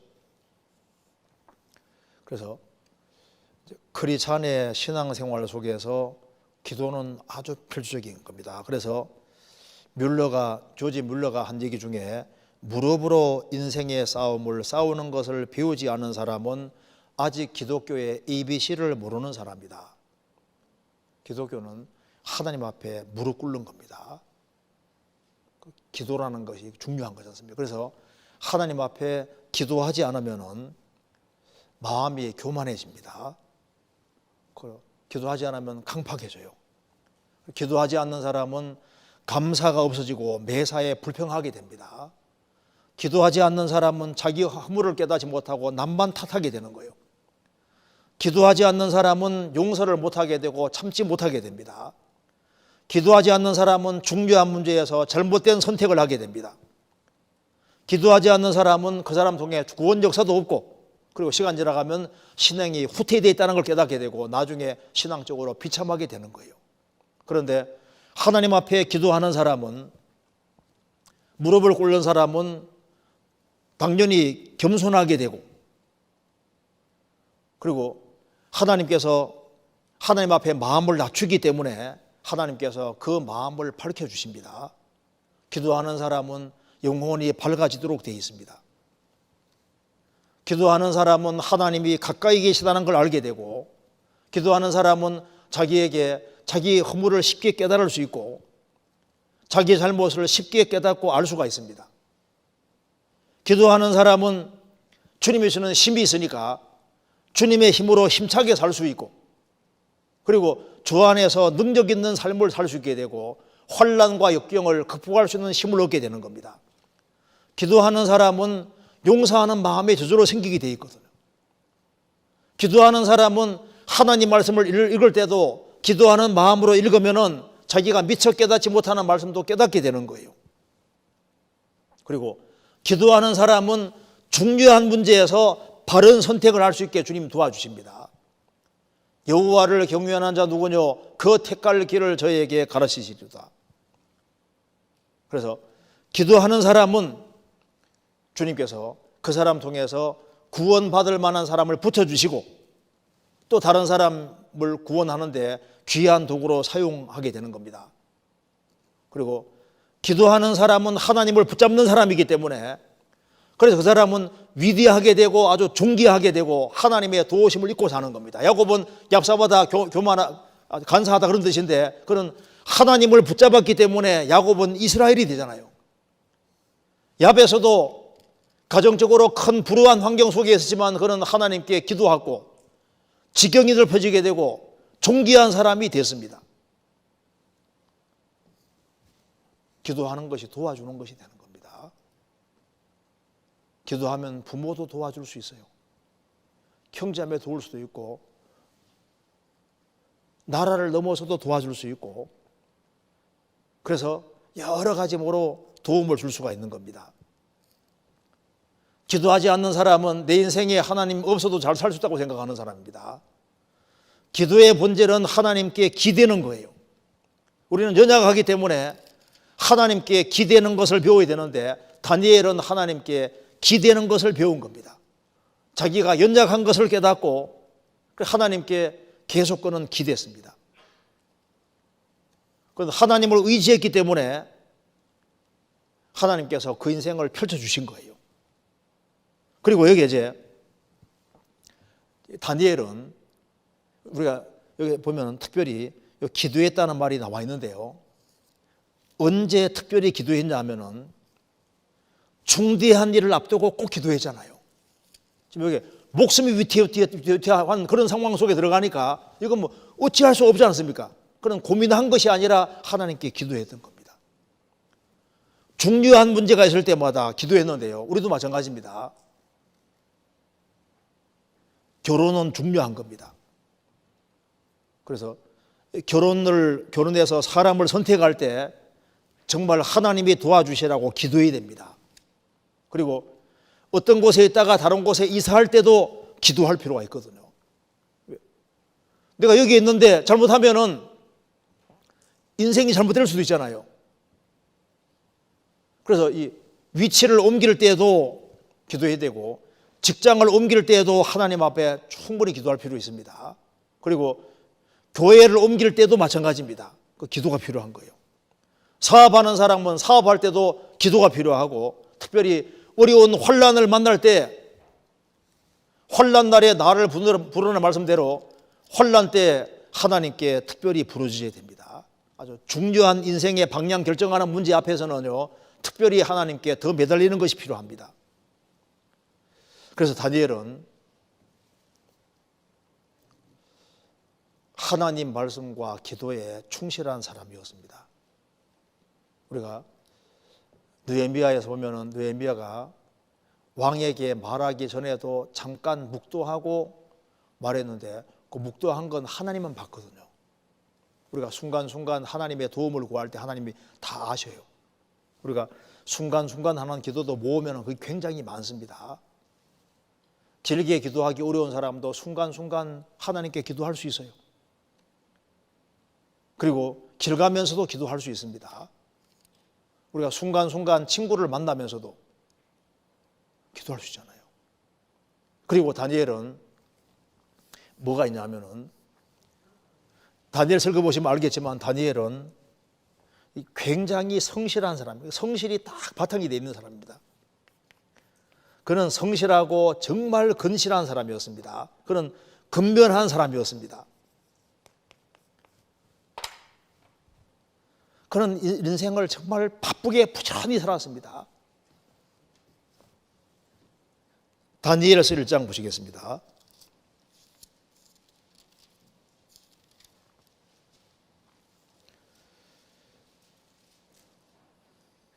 17절 하나님이 이 네 소년에게 지식을 얻게 하시며 모든 학문과 재주에 명철하게 하신 외에 여기 보면은 모든 학문과 재주에 명철하게 하셨다. 그리고 20절에는 10배나 나은 줄 아니라 이렇게 되려면 저절로 됩니까 안 됩니까? 안 되죠. 배울 때도 아주 성실하게 배우는 겁니다. 다니엘은 일을 아주 민첩하게 했는데 그가 행동도 빠르고 그리고 아주 성실한 사람입니다. 다니엘에서 6장 찾겠습니다.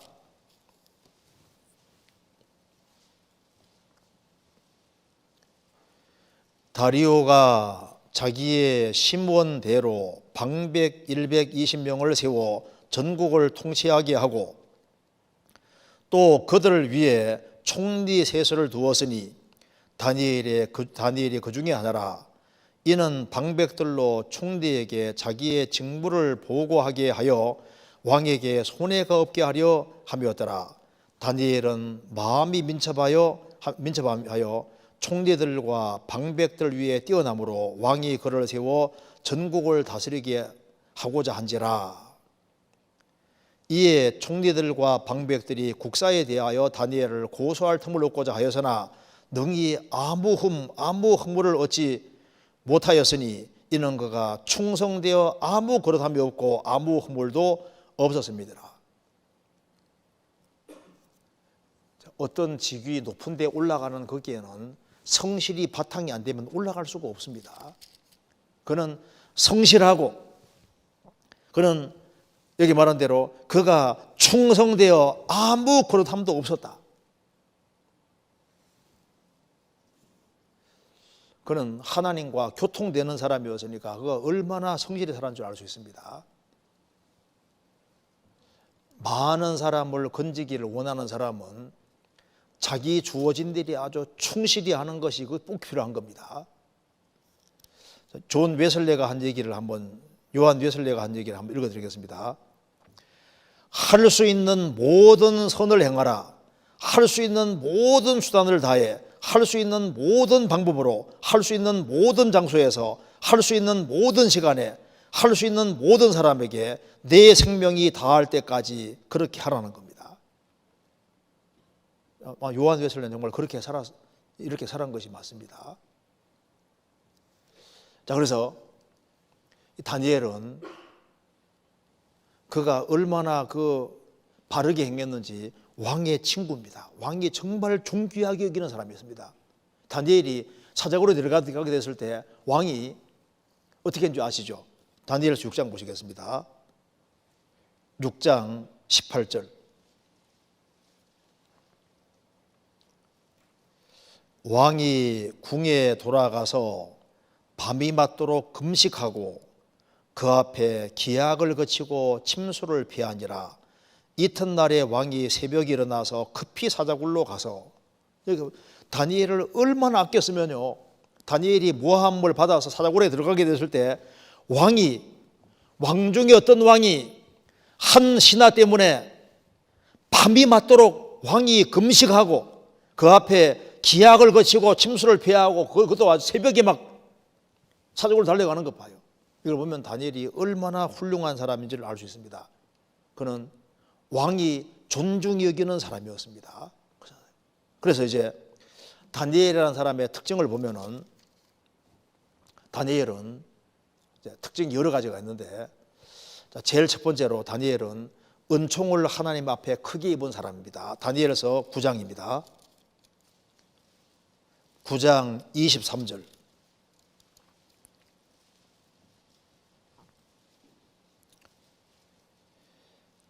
곧 내가 기도를 시작할 즈음에 명령이 내렸으므로 이제 내게 구하러 왔느니라. 너는 크게 은총을 입은 자라. 자, 가브리엘 천사가 말했습니다. 다니엘에게 너는 크게 은총을 입은 자라. 그냥 은총 입은 게 아니라 크게 은총을 입은 자라고 했습니다. 10장 11절. 내게 이르되 은총을 크게 받은 사람 다니엘아. 다니엘은 은총을 크게 받은 사람입니다. 우리가 하나님 앞에 은총을 받되 은혜를 크게 받으면 얼마나 좋겠습니까? 젊은 시절에 결심을 굳히고 하나님 말씀 붙잡고 하나님께 기도하고 그리고 자기 주어진 일을 충실히 할 때 주님 뜻대로 살겠다고 하는 그런 사람은, 젊은 시절에 주님을 굳게 붙잡는 사람은 은총을 입되 크게 은총을 입는 사람이 될 수 있는 겁니다. 은총을 크게 입은 다니엘아. 신앙생활하는 가운데서도 은총을 입고 살지만은 크게 은총을 입고 사는 사람이 있습니다. 그렇죠? 하나님 은혜가 아주 크게 작용하는 사람이 있는데, 하나님은 겸손한 자에게 은혜 주신다고 했는데 은혜를 받되 은혜를 크게 받는 사람이 있는 거예요. 은혜를 크게 받는 사람은 주님이 더 큰 은혜 내려주시니까 더 많은 사람을 주님 품으로 인도할 수 있는 겁니다. 다니엘은 은총을 크게 있는 사람입니다. 또 한 가지는 그는 생애 속에서 하나님을 체험한 사람이었습니다. 그런 경험 속에서 하나님을 알았습니다. 죽을 수밖에 없는 위치에서 하나님 기도해서 느부갓네살 왕이 꿈꾼 것을 쫙 해석해 주지 않습니까? 그는 하나님이 자신 기도에 응답해 주는 것도 체험했고, 그는 생애 속에서 하나님을 경험한 사람이었습니다. 하나님께서 피할 길 주시는 것도 경험했고 왕의 꿈을 해석해 주잖아요. 다니엘 세 친구도 풀무불에서 건지는 것을 건짐받는 걸 경험했습니다. 그는 사자굴에 들어갔지만은 사자굴에서 죽지 않고 살아났잖아요. 하나님을 경험했습니다. 그 발굴 과정에서 알았는데 이 사자굴이 보통 굴이 아니라 크기를 보니까 사자가 한 120마리 정도 들어갈 정도로, 사자가, 그러니까 사자굴에 던질 때 사자가 아주 많이 있었다는 게 밝혀집니다. 그러니까 한두 마리가 있는 게 아니라 많이 있는 그게 던져진 모양이에요. 자, 어쨌든 간에 다니엘은 하나님을 크게 경험을 했고, 그래서 생활 속에서 하나님이 자신에게 간섭해 주는 것을, 하나님을 체험하는 사람이었습니다. 그리고 다니엘은 그 당대에 하나님을 아는 사람이었습니다. 그리고 하나님을 알 때 하나님을 아주 위대하신 하나님을 알았습니다. 역사를 주관하시는 하나님을 알았잖아요. 바벨론, 메디아, 페르시아, 헬라, 로마 지극히 높으신 하나님이 인간 나라 다스리고 나라뿐 아니라 모든 삶 속에서 간섭하신다는 그 하나님을 깨달은 겁니다. 다니엘은 메네 대계를 우발하신 세어보고 저 오래 달아보니까 피했다는 뜻인데, 하나님은 나라의 시대수도 세고 그리고 사람들도 저 오래 달아보시고 하나님 원하는 사람에게 주시기도 하시고 뺏어가기도 하시고 심판도 하시고 구원도 하시는 그런 살아 역사하시는 하나님, 그는 크고 위대하신 하나님을 알은 거예요. 그는 그리고 미래를 보는 사람이었습니다. 그는 하나님의 계시로 미래를 보는 사람이었잖아요. 그는 바벨론 시대에 살면서 역사를 다 봤습니다. 바벨론 다음에 메디아, 페르시아, 헬라, 로마가 나타나고 거기 그리고 이제 나중에 환란이 오고 이스라엘이 미래에 구원되고 다 봤습니다. 마지막 때가 되면 사람들이 빨리 왕래하고 지식이 더하고 모든 걸 미리 다 봤습니다. 그는 세상 사람들이 볼 수 없는 것을 보는 사람이었습니다. 그가 이렇게 된 가장 중요한 이유는 뭐냐면은, 그는 왜 이렇게 됐을까? 이렇게 된 근본적인 이유가 뭐냐면은, 그는 다른 것을 붙잡은 것이 아니라 하나님을 붙잡았고 하나님 중심으로 생을 사는 이것이 그러니까 다니엘이 정말 하나님 중심으로 생을 살았기 때문에, 그래서 하나님께서 그에게 크게 은총을 부어주시고 그를 통해서 하나님이 큰 역사를 나타내 주신 겁니다. 어떻게 많은 사람을 옳은 대로 인도하는 사람이 될까? 그는 하나님에게 올인하는 사람입니다. 그러니까 하나님 중심으로 살기로 결심하고 오로지 하나님 중심으로 생을 살았던 거예요. 그런데 하나님 중심으로 살았다고 해서 자기 일 안 하는 게 아니잖아요. 그는 왕에게 발탁돼서 일을 하는 사람이니까 얼마나 바빠요. 그래도 항상 하나님 중심으로 생을 살았습니다. 그래서 그는 생애 속에서 그는 사람을 살리는 사람이었고, 느부갓네살 왕에 의해서 죽임 당해야 되는데 박사들이 다니엘 때문에 살게 되잖아요. 처음부터 살게 되는 겁니다. 그는 많은 사람을 옳은 대로 인도하는 사람이 될 수 있었던 겁니다. 다니엘서 12장 3절. 많은 지혜 있는 자는 궁창의 빛과 같이 빛날 것이요, 많은 사람을 옳은 대로 돌아오게 한 자는 별과 같이 영원토록 비치리라.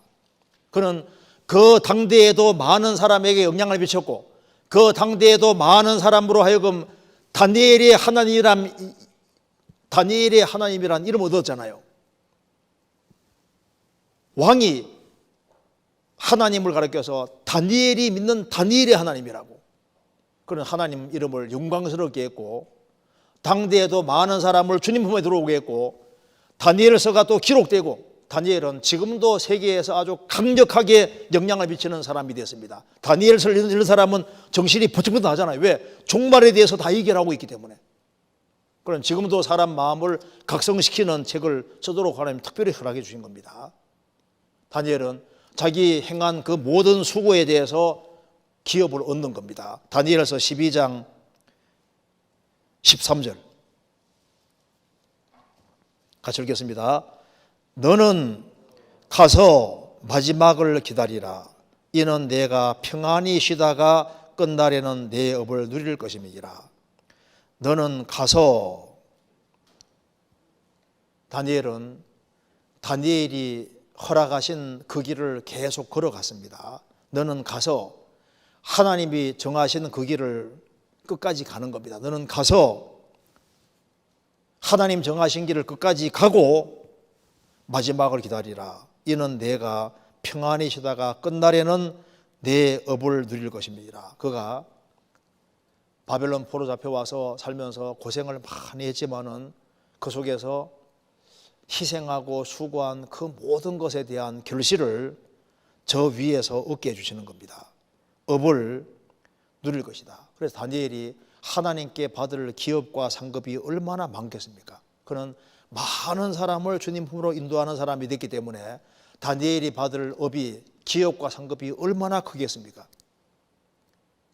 그래서 우리 오늘 살펴본 대로 우리도 정말 많은 사람을 인도하기를 원하면은 제일 먼저 해야 될 것이 뭐냐? 결심을 딱 굳히는 겁니다. 결심을. 나도 한번 하나님 중심으로 살겠다. 그리고 내가 이런 것은 꼭 하겠다는 그런 결심을 붙이고 살아가면은 그 결심이 많든 적든 간에 단 하나의 결심이라도 확실히 하면은 주님께서 그 결심 때문에 크게 축복해 주실 겁니다. 같이 기도하시겠습니다. 자비로우신 우리 아버지 하나님, 저희들을 주의 보배로운 피로 구원해 주신 것을 감사합니다. 이번에 이 귀한 집회를 갖게 해주신 것을 감사합니다. 주님께서 하나님 말씀으로 교훈받도록 도와주시고 이 말씀들이 영혼 깊이 새겨지도록 도와주옵소서. 내일 시간도 도와주시기를 간절히 의지하오며 우리 구주 예수 그리스도 이름으로 기도하옵나이다. 아멘.